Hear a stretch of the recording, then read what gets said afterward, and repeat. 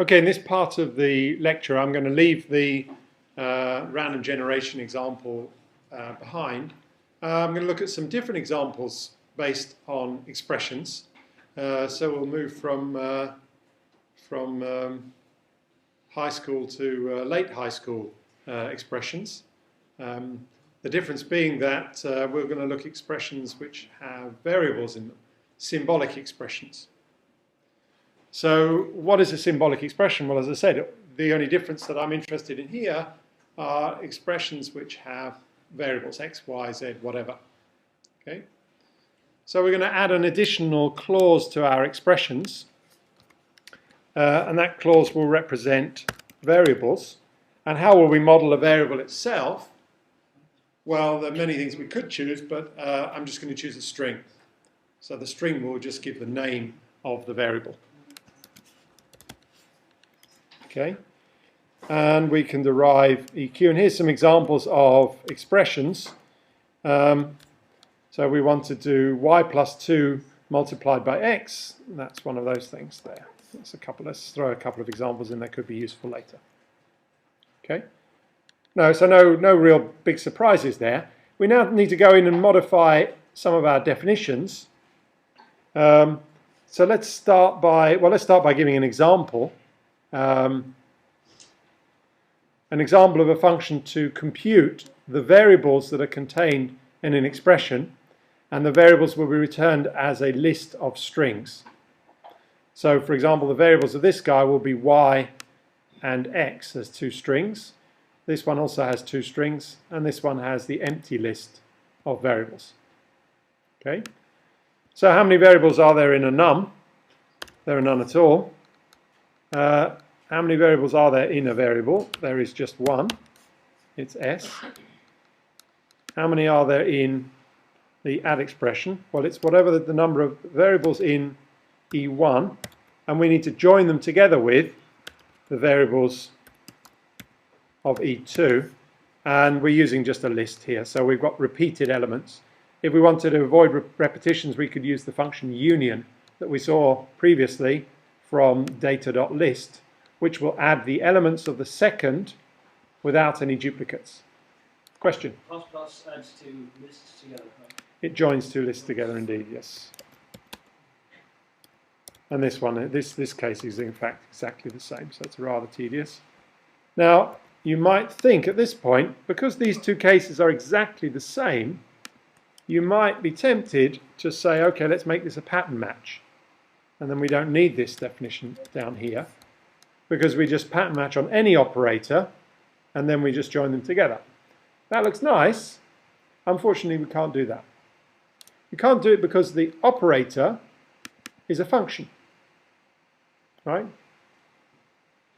Num is a function. Add is a function. They're all functions.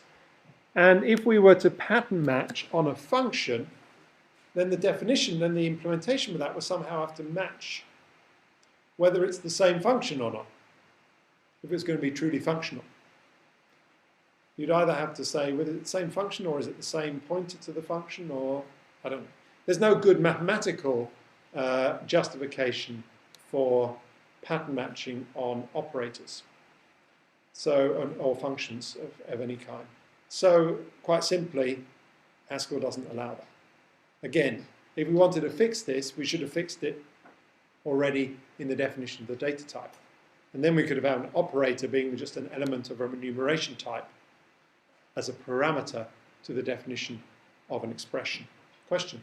Yeah, here we can just use an underscore, right? No, because an underscore is also pattern matching on the operator. So logically speaking, you're quite right. The underscore could be a special case because you don't have to look at it.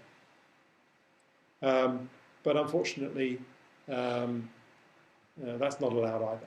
So you could imagine extending it so you could do that special case, but no, afraid not. So we have to have the two cases here, even though they look painfully similar, and that's the variables. So we can ask what the variables of example 1 are, and they're y and x. And for example 3, there are no variables at all. Okay, so that's kind of obvious. Eval, now, what do we do with eval?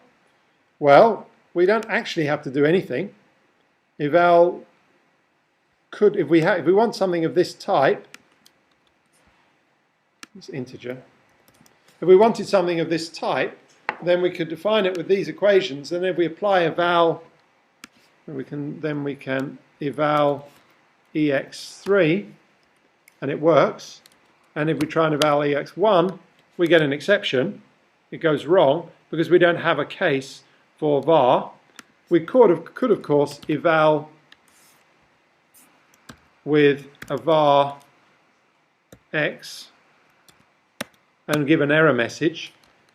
But actually what we're going to do is something different. We're going to actually change the type of eval.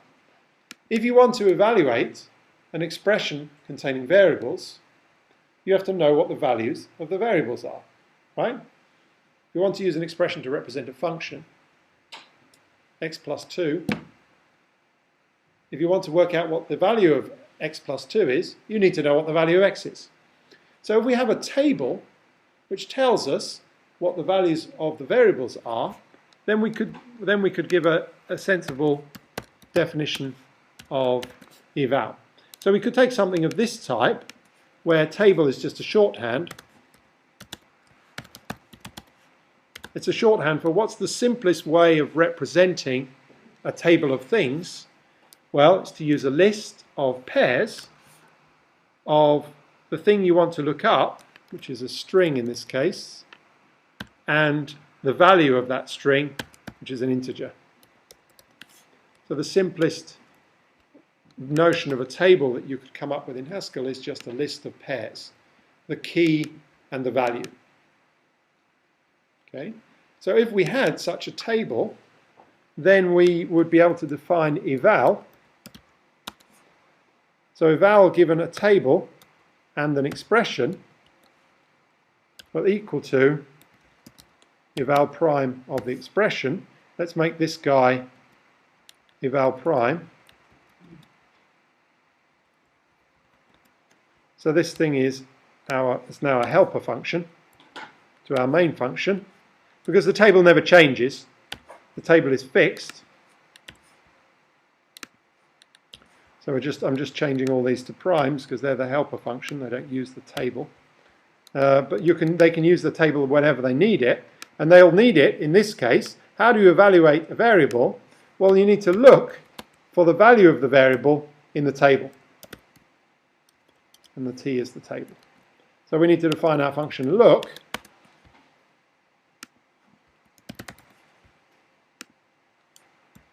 So the function look will take the key that we're trying to look up and a table, and if it doesn't find it in the table, if the table is empty, for example, then we've got no choice but to give an error.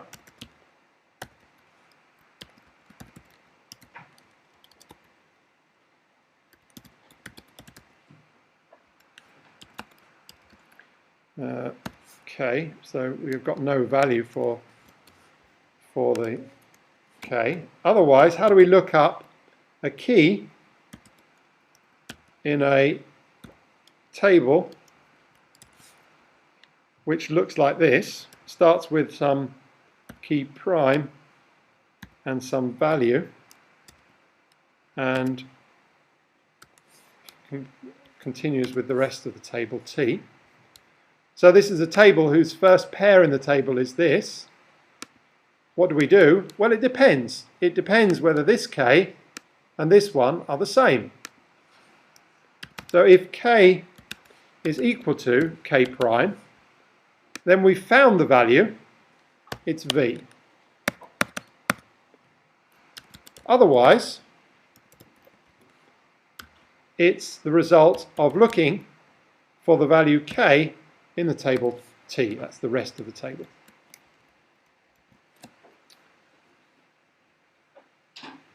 Any questions? Now, it may occur to you that the idea of a table and looking up a value in a table is something very common. It's very common, and there are a number of different ways to firstly implement a table. and secondly, to find the function that will do the job that you want. So Haskell contains libraries that have efficient lookup tables. Data.map is the one that comes to mind. That's one efficient way to build and look up things from tables. But it also has some list functions very similar to the one that I just defined. And if we wanted to find those, well, we would of course do so by asking our good friend Hugel. And Hugel would tell us that if we have an element of some key type, and we have a table which looks like a list of key value pairs, and we want to get a value out of that, how might we do that? Well, we actually might be able to give it a bit more information than that, because we can tell Hugel that actually this key type, whatever type that is, has to support equality. Because you have to check for equality of the key and the keys in the table in order to do a lookup. So the exact type that we wanted for this function was, if it's an equality type k, then this is the type we want. And we can ask Hugel what it can find for us.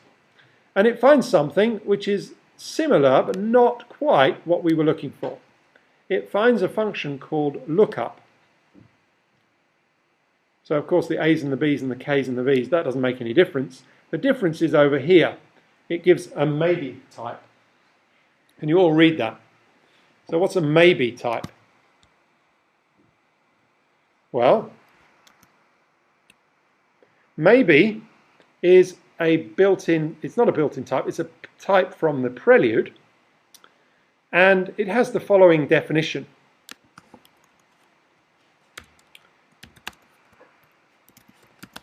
It's a type which is parameterized, a maybe A. What is a maybe A? It's one of two things. You've either got one or you haven't got one. So it's either nothing or it's just an A.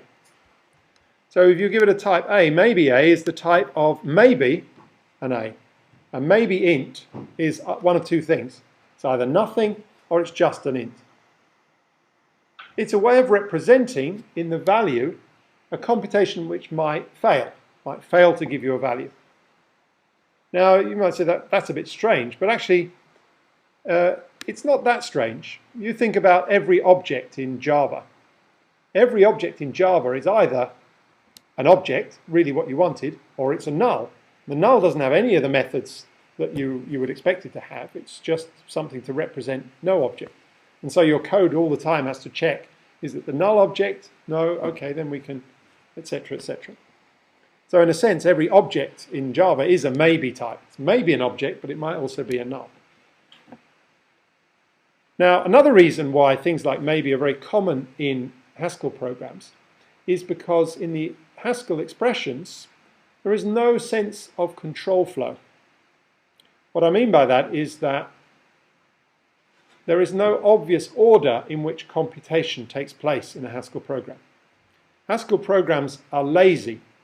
So in particular, if I want to build a list from 1 to 10 to the 20, I can do that.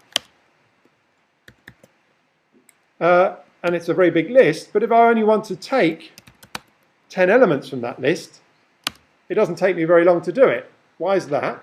Well, because the evaluation order of Haskell is lazy. It doesn't build this whole list and then take 10 elements.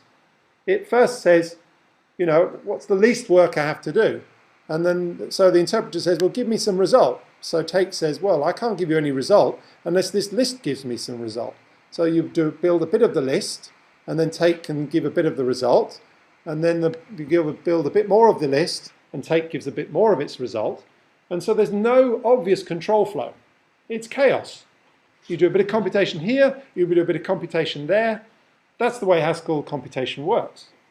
It's great, but it means you can't have a sensible notion of exceptions in a language where there's no sensible control flow, because exceptions are all about control flow.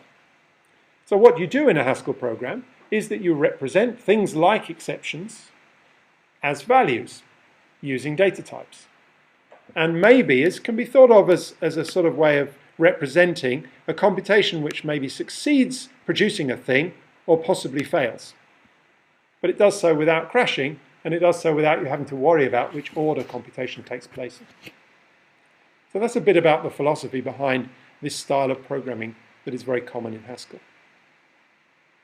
So what we could have done here, instead of using the function look, we could have used the function lookup from data.list, and the result of this thing would no longer be an integer, it would be a maybe integer, representing the fact that maybe it will fail. If it fails, it will give the value nothing. So we need a way of turning a maybe something into a something. We would need a way of turning a maybe A into an A. Actually, A is an integer here, but it doesn't really matter. How do we turn a maybe A into an A? Well, there's a function from data.maybe, which converts a maybe A into an A. The main point about this is this will be now the point of failure. This is the function that can fail. So the purpose of the example wasn't really to improve our program, other than to actually show you that there would be a more standard way of doing this by using the from just function, and we import data.maybe from just to make that work. Okay. All right. Before we give some examples of this, I won't bother typing any examples in. So that was before. Let me just make a note that was. Look.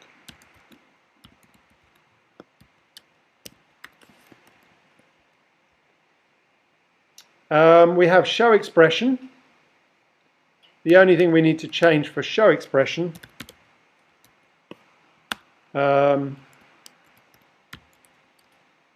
is that if we want to show a variable x, then that just is equal to x itself, because x is already a string. So now we can show some of the examples. If I reload that file, we can show ex1 now and actually print it out, and it prints it out as y plus 2 times x, as you would hope. Okay, what about the generators? What about the random stuff here? This is not exactly the same as I just did in the lecture, a slightly simpler version of num here, which uses arbitrary, so it can give big numbers, not important. What is important is that we need to add a third case, and that was for a random variable. Now, if we do random strings, then we get really ugly looking strings. So let's, for the sake of simplicity, just stick to a very simple definition of a random variable. Let's either say it's either x, y, or z. And then we want to, let's say, what would be a good frequency? It's a leaf type, so it should be treated similarly to number. Well, that should probably do the job. It wasn't quite right.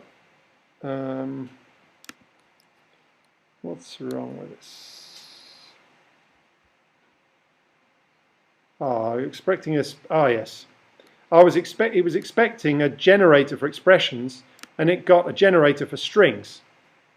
So these things need to be turned into expressions, and we can do that, of course, by mapping var over that list. Now they're all expressions. There we have it. We can sample arbitrary at type gen x. Gen, thanks. And now we're generating arbitrary symbolic expressions containing x, y's, and z's. Okay, any questions about that? All right, let's take a slightly more interesting example then. I don't know why that's in there twice. Let's take a slightly more interesting example, and let's compute the derivative of an expression. Now, do you all remember what derivatives are? Well, I'm not sure what they're called in Swedish, so let me just remind you.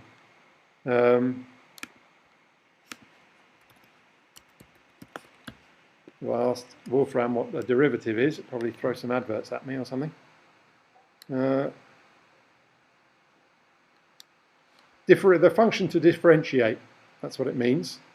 If I asked for the derivative, what would be a derivative of x plus 4?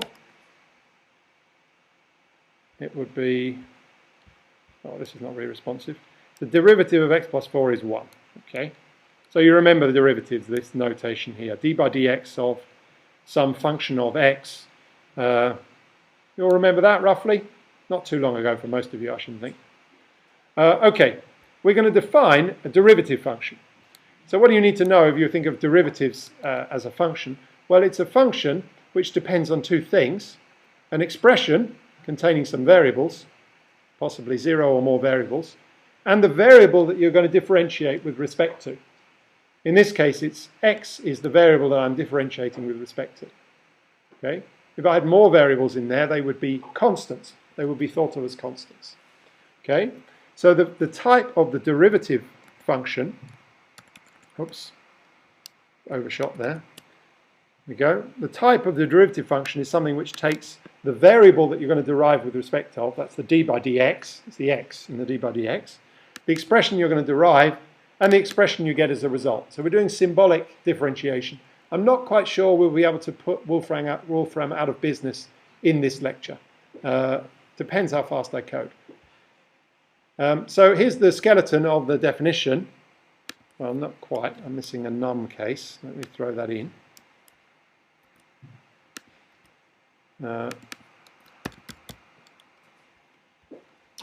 All right. How do you do the derivative of the addition of two things?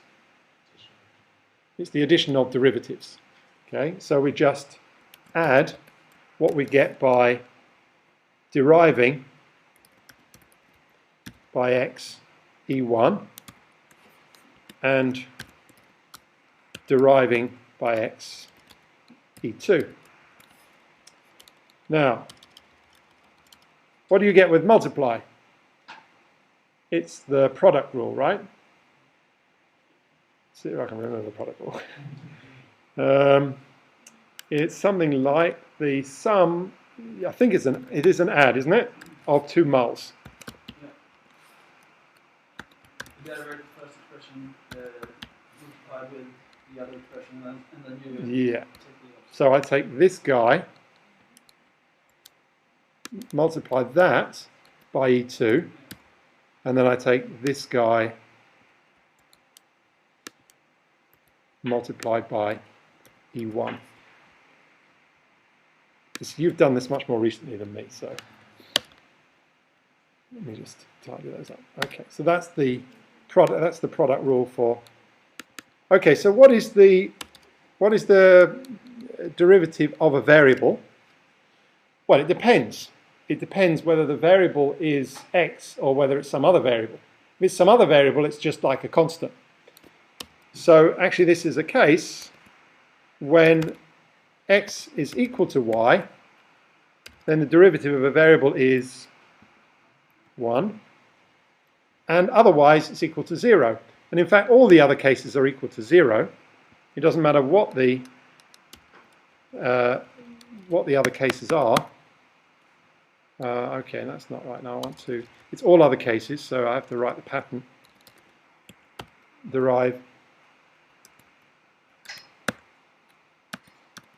is going to be 0. All right, how does that look? Yeah, so this is the catch-all case at the bottom. It catches the variable case when y is not equal to x, and it catches the case of a number. They're both constants, and the derivative of a constant is 0. So what is x and y in these cases? X. So x and y are strings. So, for example, something went wrong there. I spelt something wrong somewhere, did I?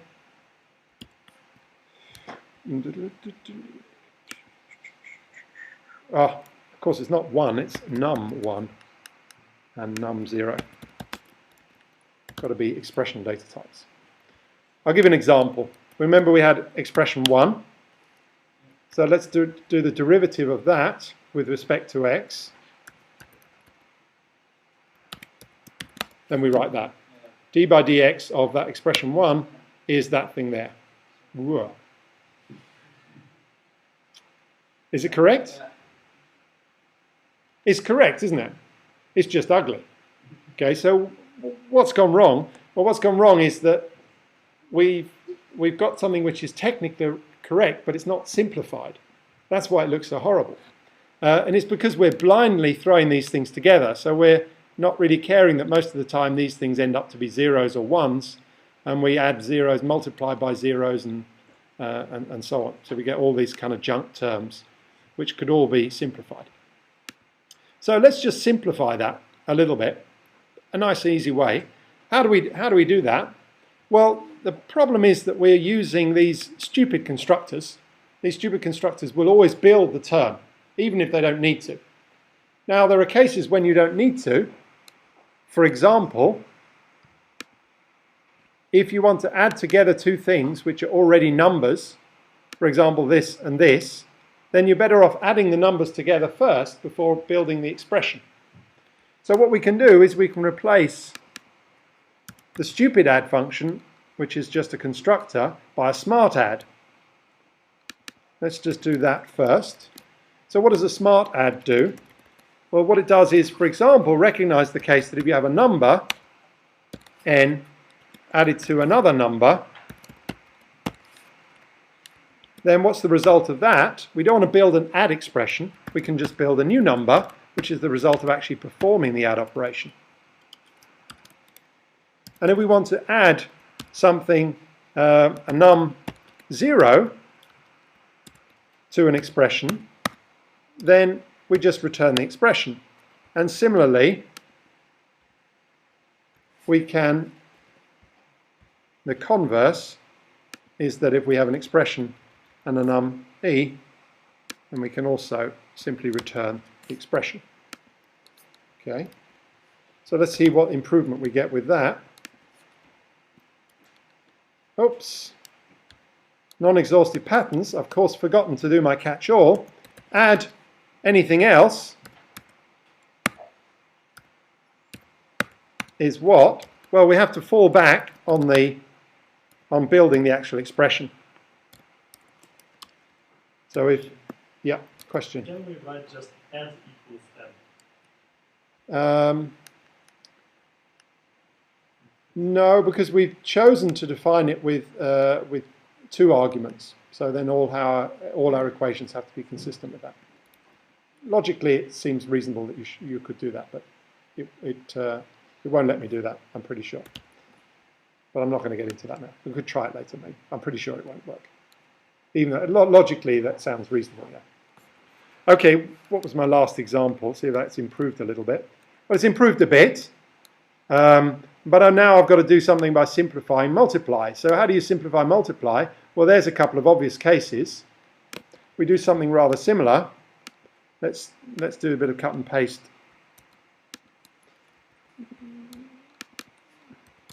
Let's do a smart multiply. Smart multiply probably got a lot more cases, isn't it?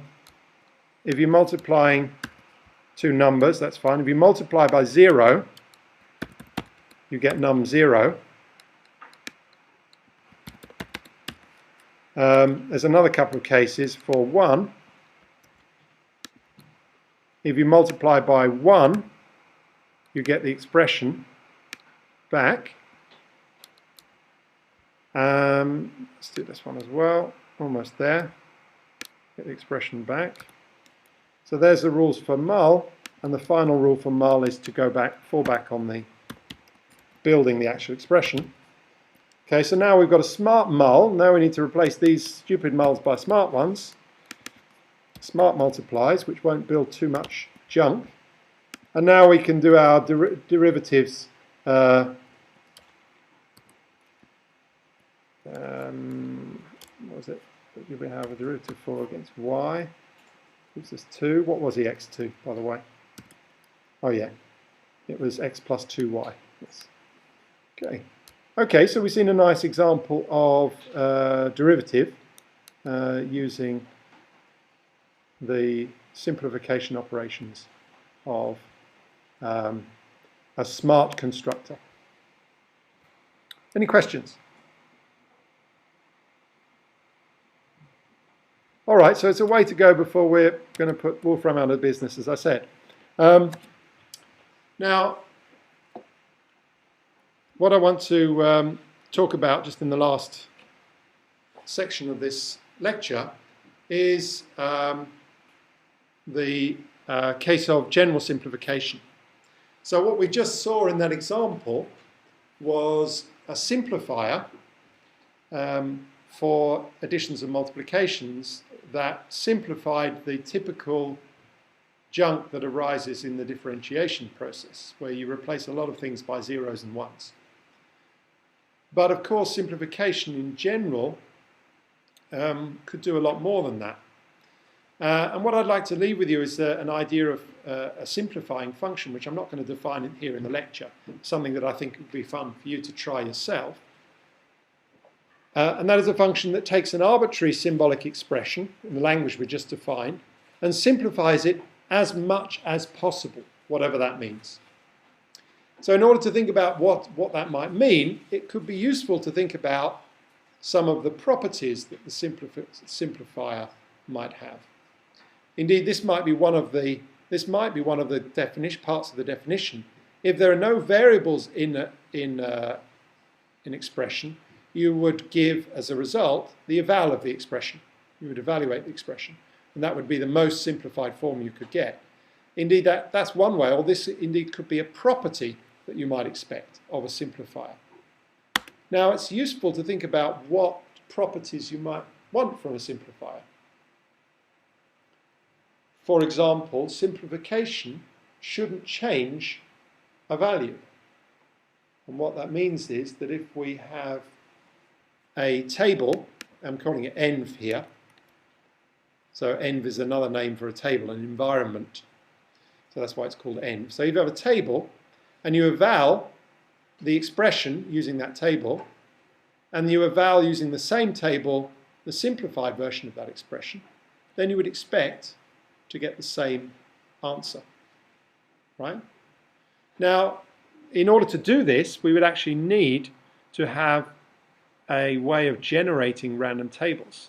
So actually the type of this won't be very useful for quick check. I'll show you in a minute how we would fix that. And namely by introducing a new type. So let me just show you quickly how to do that, because it's not too difficult. We wanted to generate a random table. It's tricky because the random tables that we'd like to generate, we only want them to use the same variables that we want them to use the same variables that the random expressions use, x, y, and z.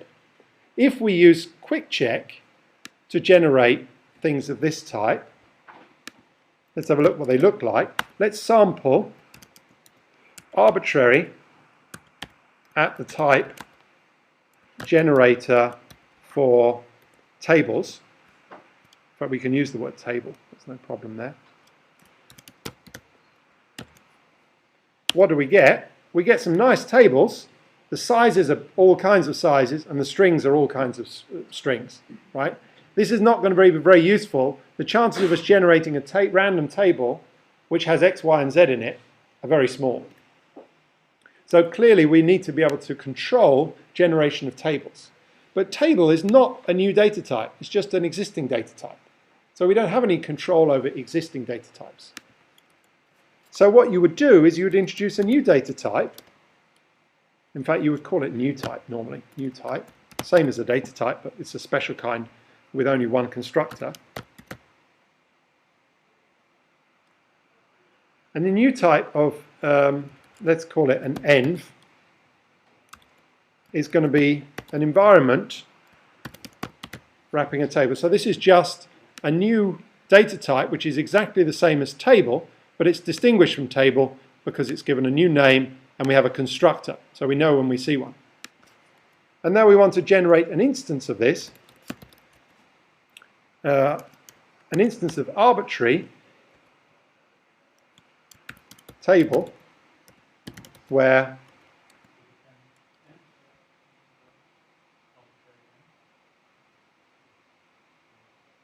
sorry, I'm not quite with you, but I'll come back to you in a second. Just bear with me. Okay, how are we going to generate an arbitrary table? Well, what does the table contain? It just contains 3 integers. So we're going to generate 3 integers. So let's do that in a do. Let's write A, B, L, M, N. There's 3 integers. Using a fact that this arbitrary is polymorphic, you can generate things of any type that it knows about. It knows about integers, so it knows about triples of integers. That's no problem. And then we can return from those 3 integers the table consisting of those 3 integers paired with their corresponding, so it's L, M, and N. And we're going to pair those with the strings X, Y, and Z. And then we have our lookup table. But of course we have to get the type right. And we do that by putting in the type constructor env. So now we have something of the right type. Hopefully. No, not quite.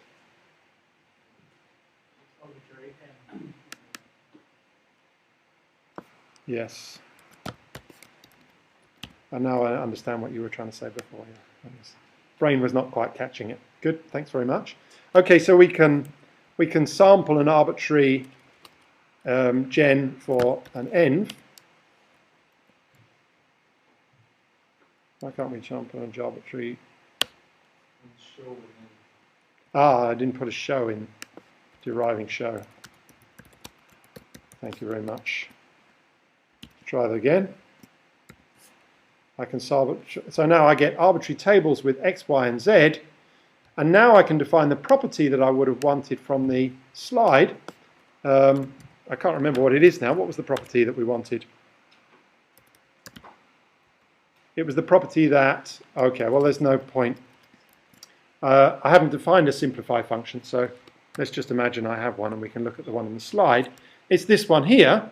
Now we're using the new data type that I just defined, which defines an env according to that definition of a random environment, just the kinds we want with X, Y, and Z in. And we can use that. We take it out of this new data type and use it just as a table and check the property that we wanted. Now, I can't, as I say, I can't check this because I'm not going to do the simplify function in the lecture, but I'd like to suggest that you try it because there are lots of interesting properties that you might want to think of for testing. There's the example that I just give, not quite as neat as the one I just did, but basically the same thing. There are lots of different properties. For example, there's no junk. What's the definition of junk? Well, things like adding 2 numbers together is one bit of junk because they should be added together. Multiplying by 0, that's another bit of junk. Multiplying by 1, also junk. There's a whole bunch of things like that you could test.